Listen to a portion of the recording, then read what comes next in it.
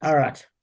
Um, Guys, we discussed with Rav Pada and Ravina the issue of logic versus scriptural sourcing, and eventually we're using the scriptural sourcing because sometimes logic is not impenetrable. The one thing I did mention to you guys is don't think that Ravina is smarter than Bar Padia. Basically, the issue is that it's set up in a way that they prepared to look humbly error bound in order to teach us a point. In other words, it's not that Rav Padia came up with a particular question because he didn't know what a Kal Vachomer is. It was posed as Bar Padia and Ravina in order to best illustrate the point. So one just can't come to that conclusion. So it's something that you've got to bear in mind.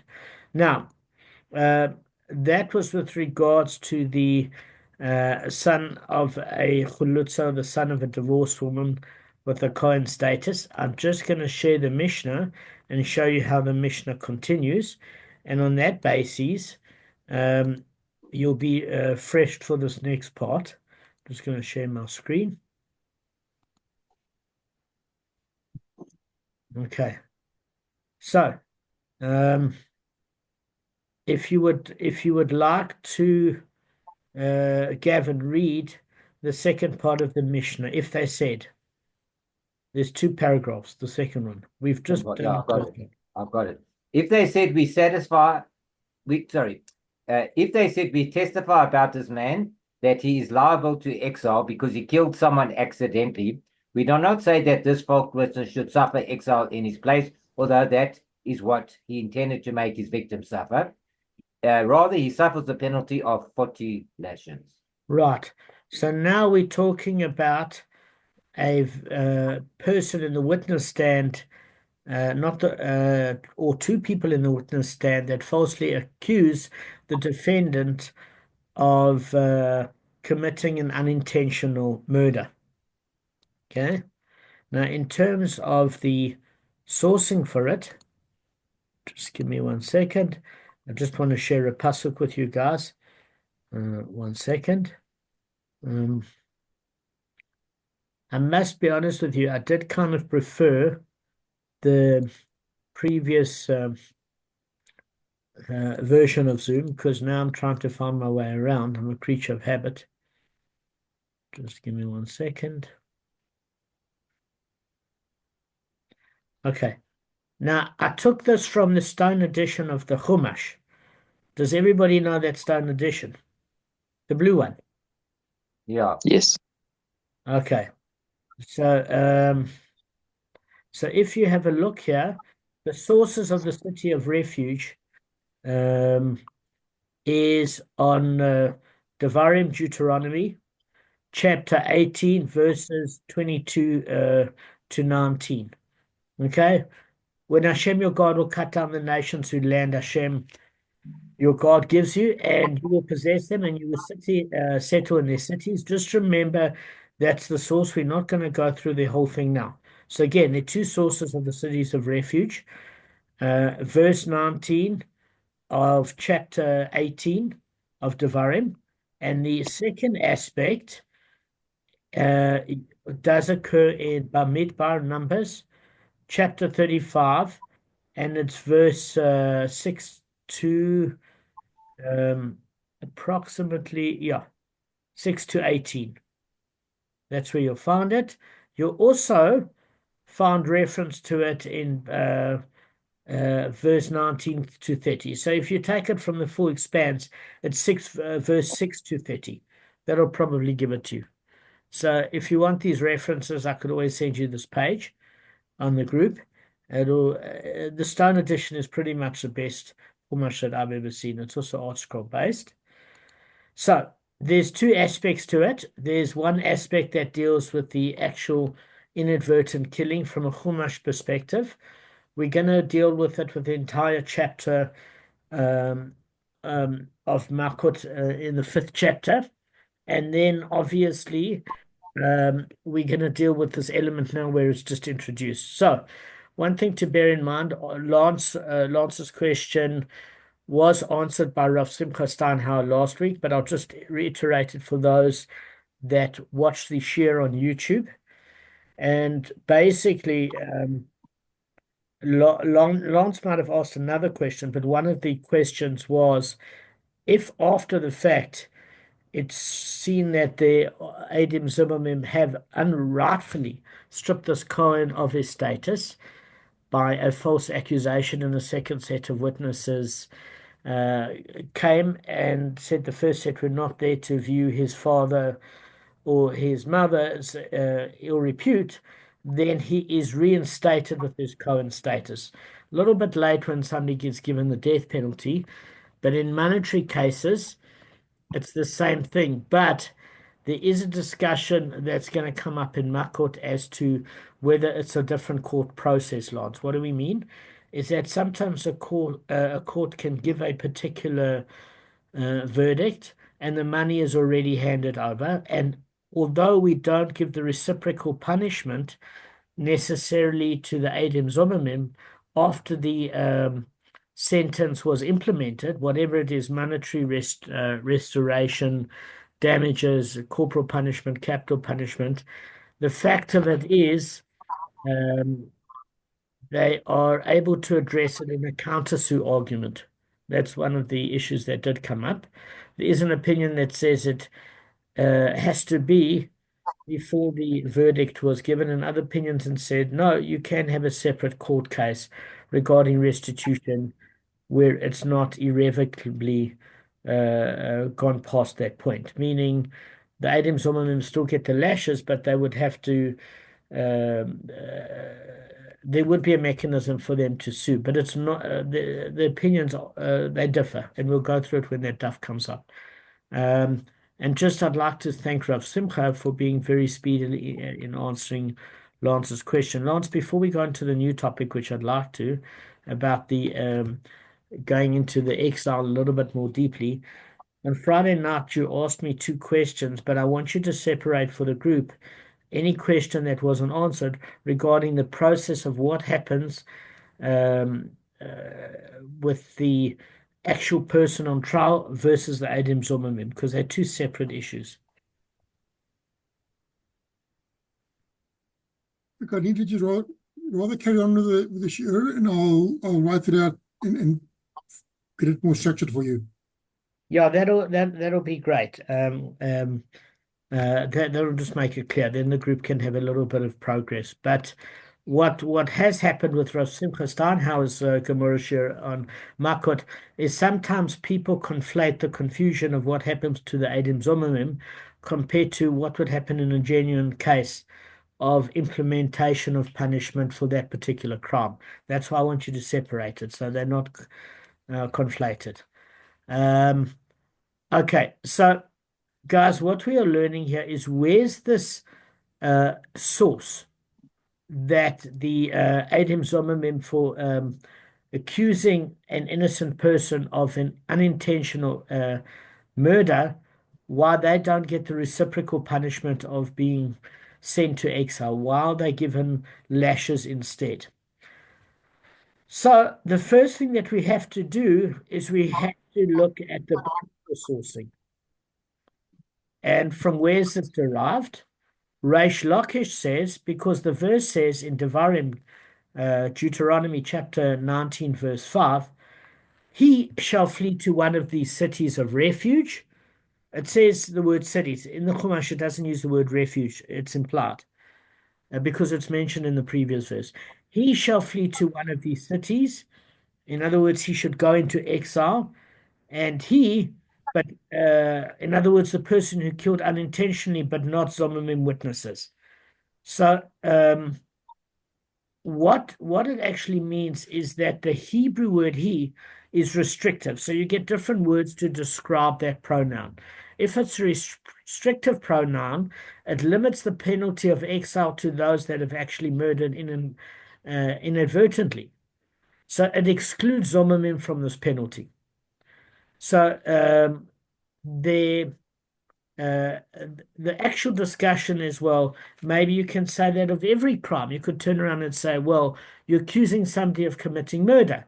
So therefore it says he committed the murder, the Adam Zimmerman didn't commit the murder, or he committed an unintentional killing or theft or whatever. How can you not put this argument against every case of Adam Zimmerman? And the reason is we have to look at the Hebrew as whether the pronoun is restrictive or inclusive. And if it's inclusive, I don't mean woke inclusive like he, she pronouns. I'm talking about normal people. It means in that particular case, it would include the Adam Zimmerman. But this particular structure means that they cannot get the reciprocal penalty. Now, there is another source for the exclusion of Zimmerman from the penalty, and that is one of logic. So there's a discussion where Rav Yochanan basically says that the source for this is a kal v'chomer. What is a kal v'chomer? Il fortiori argument, but it's the colloquial term is even more so. In other words, now if even a murderer who performs a deliberate act, in other words, let's take a case of somebody that kills intentionally, but in circumstances which do not make him liable for execution. Gavin, you did Sanhedrin for years. Give me some examples, one or two. What when the person killed intentionally? Yeah, I'm saying there are cases where if it's indirect, it's intentional, but it's like kind of indirect. So like if he leaves a guy in the house and it floods, near the shore or something like that, and the water goes right up, it's not direct. So you wouldn't get the death penalty. excellent, excellent. So that's a case of what you call groma. So there's garmi, which is direct damage, and there's groma, which is indirect. So in that case, they'd be responsible in the heavenly court, but in the earthly court, there is a misdirection. It's almost like hiring a hitman, where the person didn't do it directly or indirect, as in they used a third agent or a natural force. Exactly as you said, they locked him in the house, and at that point, the person drowned. Give me another case, Gavin. Well, there's lots, but I think they all got to do with indirect I versus don't know where direct. Arthur's gone, but he'll catch up, yeah? Are you talking about other examples with direct and indirect, or are you No, no, talking no. about other? Not direct to indirect. We know what you mean by indirect. It was well described. Hang on. So you're talking about other types. Yeah. Uh,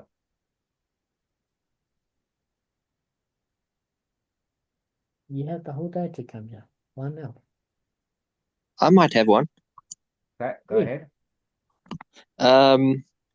If I remember correctly, it was say you throw a stone and say it like hits a pot plant and the pot plant would fall from the balcony and fall on somebody's head and the person would die, but it's not directly, but it's sort of. So that gets quite complicated for a number of reasons because there is intent.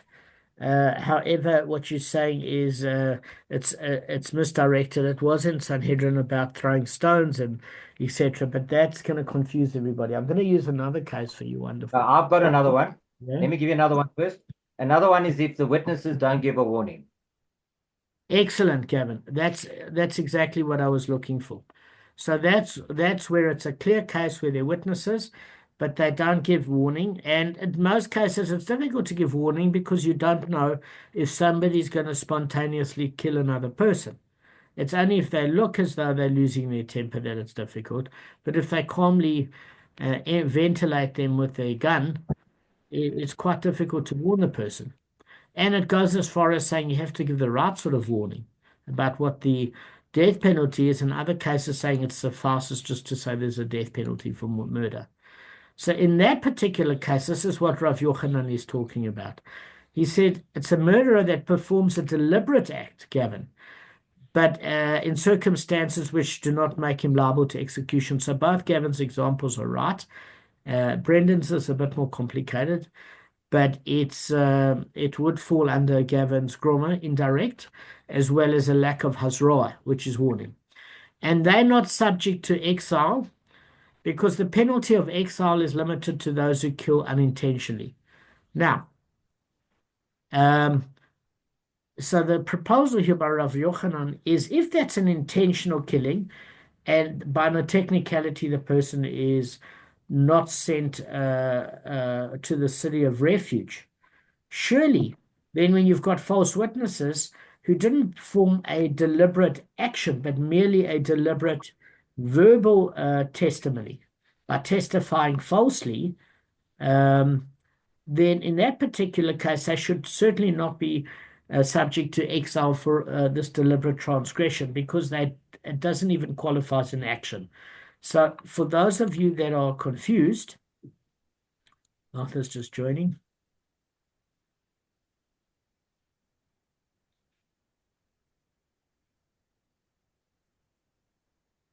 Sorry, mate. My kid needed to get somewhere, and I can't talk on WhatsApp and be here at the same time. I ordered him a taxi.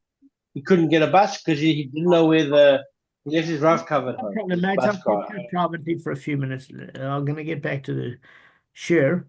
So, Okay. basically, what we do learn in a Sanhedrin, by the way, is that what is this concept of idolatry, not idolatry, blasphemy? And one of the conversations that comes up where it's a death penalty offense and how it would work and how it gets complicated is that the Torah considers any sin which involved to be an action to be far graver as a violation than those that do not involve an action and are purely speech-based. So lashes, by the way, is given only for prohibitions involving a negative commandment breakage, like an action. Testifying falsely is considered to be in the category of transgression, not involving an action. And that's in the 65th daf of Sanhedrin in Bet, by the way. So it's accordingly a lesser form of transgression. So it's saying, look, if somebody here really, according to Rav Yochanan, killed deliberately, but was failed to give a warning because they composed themselves in the last minute they shot this person in front of witnesses, then surely when there's a deliberate speech that seeks to incriminate, but it's not an actual action of murder, surely then in that particular case, they entitled to not be subject to exile. So it's proving that's a reason not to exile them. Do you get it? Because here you have a case where, in other words, in unintentional murder, in that particular case, we don't give the city of exile. But in an intentional murder, we give the death penalty. So what it's saying is that in a case where there's wording, and it's not even an action where there's a successful homicide, they certainly should not be given exile. So, guys, according to Rav Yochanan, do you understand it? Do you have any disagreement? Do you have any questions on it before the Gemara poses an objection? What's your thoughts? I'm good, I think. Okay. Lance, I just want to see if you understand. Do you want to repeat Rav Yochanan's point?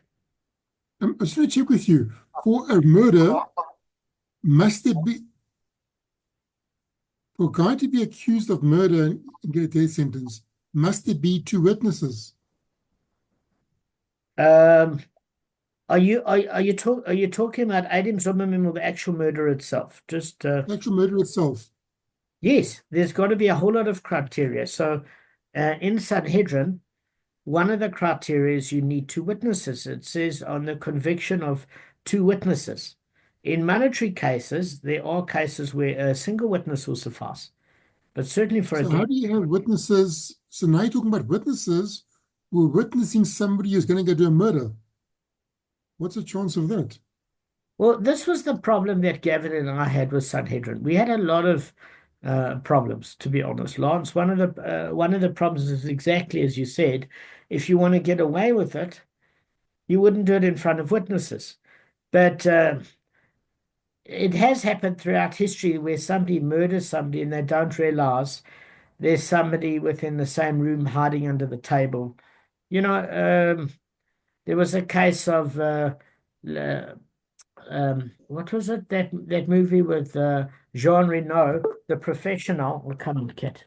The Professional, where Natalie Portman was hiding under the closet when her parents were killed by that drug lord, and he didn't know the daughter was there, and then obviously came to kill her as a witness. So it does happen in cases where you're not aware other people are there, but it is far less likely. Your second problem is this problem that Gavin and I have, that you actually have to get a warning. Because if a person's in a state of rage, you can calm them down and say, listen, if you actually kill this person, you do know you're going to die. Then it gets even more complex, and it says, do they have to get a warning in terms of that you're going to be punished, or the death penalty, or even more so, which death penalty you're going to get? Do you get So what? must two people give the warning, or can one person give the warning? Like, I'm with you watching Gavin doing something. If you just warn him and I'm watching, is it enough? Are we considered two witnesses, or must we both warn him? No, you don't have to both warn him, because as long as he's cognizant of the repercussions, okay? But So as long as there's two people, and the one can validate the other one. yes, and the fact that two people are witnesses, Lance, as opposed to one, makes sense from one perspective, is that one person that's got it in for another person can just seal their death. And that used to happen in certain secular courts.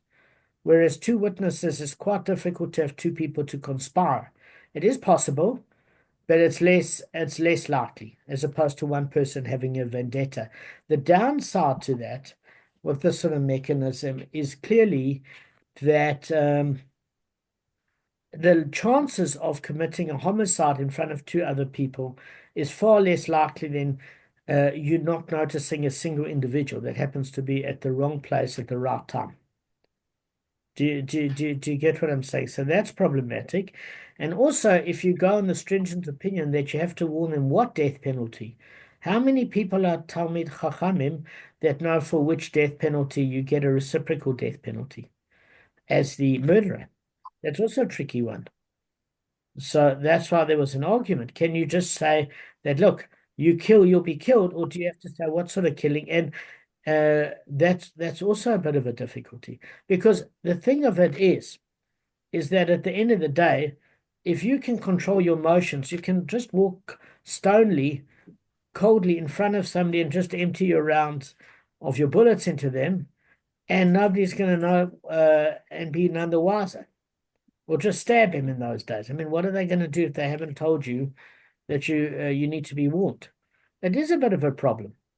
This indirect thing of grammar is also a difficulty, because all you have to do is kill somebody indirectly. As Brendan said, you just create a certain dislink between the primary and secondary cause. You've got it resolved. So these are difficulties that we had in Sanhedrin. But the one premise that Rav Simcha Steiner always said to me is that, Damon, the person never gets away with it, because at the end of the day, the death penalty in this world is an atonement for them if they use that opportunity correctly and feel remorse. But in view of the fact that they don't get that death penalty, they're at the full front of judgment in the next world. And I said to him, I hear that, but it's all very well. But when you have a society where you've got a very simple way to get around the death penalty, you're going to end up with South Africa. I promise you, if the death penalty was back in South Africa, there's no doubt in my mind that it says in Pirkei Avot, if you don't fear the government, a man will swallow his fellow alive. That's what it says. So some people are not scared of the next world. So what do you make them do? Is you make them terrified of this world. Because if somebody is going to be killed, or proper harsher sentencing where you don't pay off some admin clerk to get rid of your charges before you go in the defendant docket, South Africa's full of bribery and corruption. That's why a lot of these gangsters have gotten away with things, because apart from killing witnesses, they just pay the police to lose their file. The normal schnooks like us that don't have those sort of contacts have to sit in Chucky and hopefully not get gang raped and HIV positive on the Monday when we get arrested for traffic offenses on the Friday afternoon and we go to jail for the long weekend. No, it's not a joke. In the ex gratia committee in Discovery Health, I remember one of the attorneys saying to me that there was a Jewish guy that was arrested on Friday afternoon because his wife thought she was Michael Schumacher and broke every speeding record, and he was arrested for the fines. He was raped in jail, was HIV positive, and was getting retroviral treatment that was supported by the ex gratia committee. Now, this is horrific. So, I mean, we've got in South Africa such a bad law system that the police can both be neglectful and abusive. So, Lancet is a problem. And that you're going to have to tackle with Rabbi Cohen and Rabbi Goldschmidt. It's beyond my pay grade. All I did was attend the Sanhedrin Shurim. But Rav Yochanan's suggestion was on that basis, on 65b in Sanhedrin, said, look, if somebody killed deliberately, but they didn't give the witnesses a chance to warn them because it just came out of the blue, and they get off for the death penalty, then surely for an act just of testimony, even though it was deliberate, they should also not be sent to the city of refuge. Because the city of refuge now is not being provided as an alternative to a deliberate killer in light of the fact that the death penalty falls away. Okay, let me just finish my last point and then Kevin's going to teach us. But the Gemara says, listen, this is exactly the fact, if anything, that should cause the witnesses to be more susceptible to exile. So is it not logical that if the murderer performed a deliberate act and he does not suffer exile for the intentional murder, and this is the point I wanted you to bring, guys, I gave you a clue, in order that it not serve as an atonement for him, since exile is too mild to atone for his guilt. Rather, since the courts cannot execute him, he's left to suffer divine retribution. Now, there's two different types of divine retribution. So if a person kills, one should want to have the death penalty in this world to provide a mechanism for atonement mixed with remorse. The second thing of it is divine retribution is going to be much harsher if he survives in this world and only after 120 does an accounting. But there's also a calculation of divine retribution. I don't know if you know about the family is entitled. Why is it called not just the city of exile? What's the other name for the city of exile, guys? Refuge. Yes, why? City of refuge. Yes, why? Because you like rubbish. No, Refuge. it's refuge. Refuge. I refuse Not to acknowledge that point. Okay. So Arth, saying the city of refuge because they get refuge and protection by the family that if they catch up to this unintentional killer before he goes to a city of refuge or he comes back out of that inner protection, they're entitled to kill him. And that's part of the... Unless the rabbi dies, he's in charge of it or something. Wasn't it like that? Yeah, that's it. Was that something different? You're completely correct. We'll get to that. But the point it's trying to say is that divine retribution can happen where the family gets hold of that inadvertent killer and lynches him. And them lynching him will provide an atonement for him in this world. But nobody wants to get themselves cracked on the skull, so that if they're quick enough and they can get out of the city and go to the city of refuge and remain in exile, they don't get that divine retribution. But also, what the point of it is, the Gemara says, against the person that deliberately killed, we cannot give him that sort of city of refuge because we're hoping the family will kill this individual. That's what it's saying also. So that's an interesting point, that the family on a definite murder can certainly have an opportunity to kill, and this person cannot escape to a city of refuge. Number two is that Damon, a quick question. Just let me finish, Lance, one sec, sorry. Okay. Is that when there's an intentional murder, they can't get the divine retribution of the death penalty, but spending your entire life in exile is some sort of a an atonement, because it's like living in hell. You can't, you're living in a prison city. So they're not entitled to any sort of atonement in this world, and they're going to get the full ramifications in the next world. So they can't have the atonement of a death penalty. They can't have an atonement of the city of refuge, and they can't have the protection of a city of refuge. Okay, so so so this very factor, the lack of action that Rav Yochanan says, should actually give the Eidim Zomim more of a reason to consider the city of exile. Why? Because if what they did was merely testimony, and they sought to have this person imprisoned with exile, the reality is they deserve exile as a kapora, and it's less severe testimony compared to an actual physical action. And therefore, this reason that Rav Yochanan gives, the Gemara said it's the opposite. That's the reason to give the Eidim Zomimim the city of exile, because it's not as bad a crime as deliberate action. It's just deliberate testimony. And the Gemara says, listen, this is a good refutation against Rav Yochanan, and you can argue both ways, because Rav Yochanan's got a point also. So therefore, the clearest source that you can have is one by Reish Lakish, who says that when you read the Hebrew, it's talking about a restrictive pronoun, and the he shall flee to one of these cities of refuge only refers to the person that actually caused the inadvertent killing. And obviously, exegetically, it excludes Eidim Zomimim from the penalty of exile. Lance, what's your question? Okay, so are you basically saying that vigilante killings are allowed? So if someone kills my brother and that person's driving to the city of refuge and I've got a faster car and I catch up with him, I'm allowed to kill him? Absolutely. Wow. So Absolutely. on what basis? On the basis, there's a pasuk. It was an accidental killing. How I'll can I tell do deliberate killing? You're asking three questions in one. Give me a chance to box. Yeah.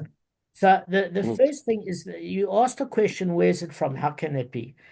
And the first question, there's a pasuk which I'll send you guys, that they entitled, let me just see if I've got the pasuk in front of me.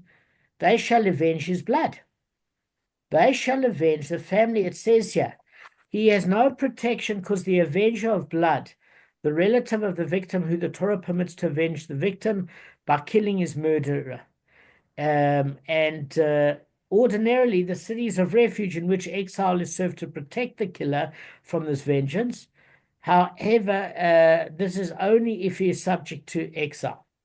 So I'll give you the pasuk source, but it does use the term avenge the blood. Now, Lance is asking the second question, which is also good. The first question is great because you say, but then surely it makes the family a killer in a way too.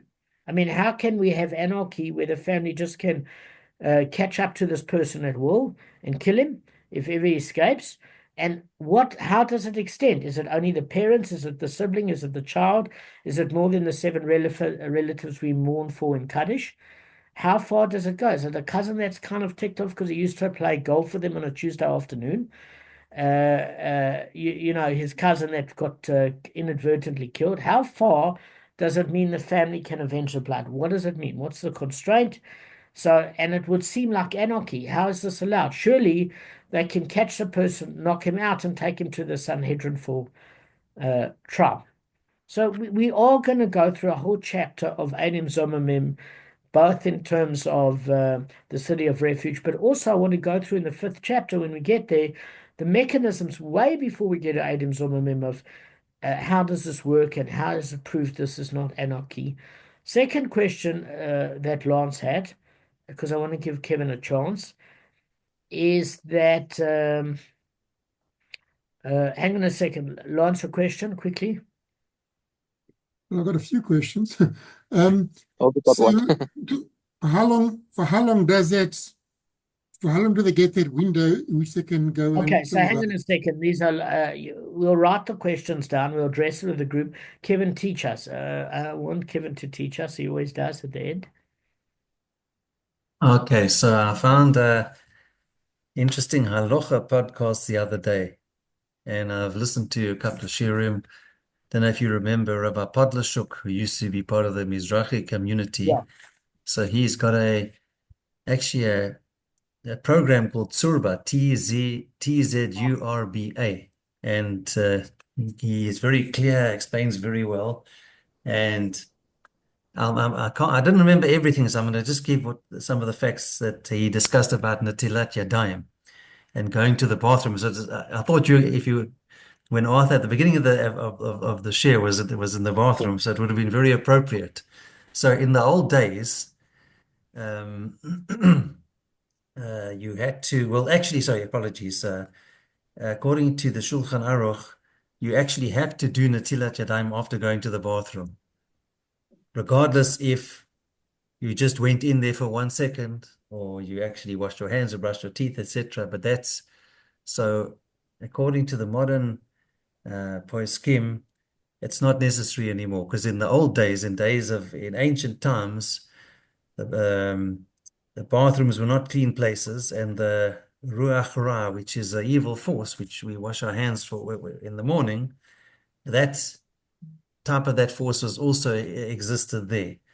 And so you actually, and most Rabbonim actually say these days you don't have to actually do Natilat Yadayim after going to the bathroom if you haven't